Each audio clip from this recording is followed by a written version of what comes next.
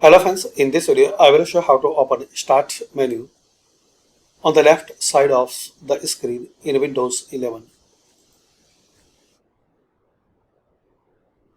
So start settings.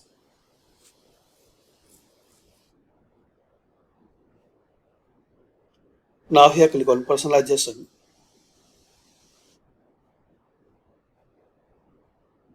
Click on start.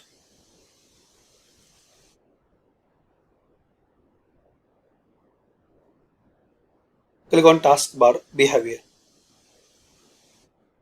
Here you will see the option taskbar alignment. You can select left or center.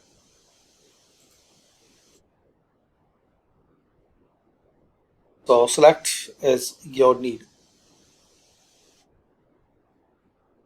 There are some more options like automatically hide the taskbar, show badge on the taskbar apps, show flashing on the taskbar apps. So this is the way guys you can open a start menu on the left side of the screen in Windows 11. Thanks for watching.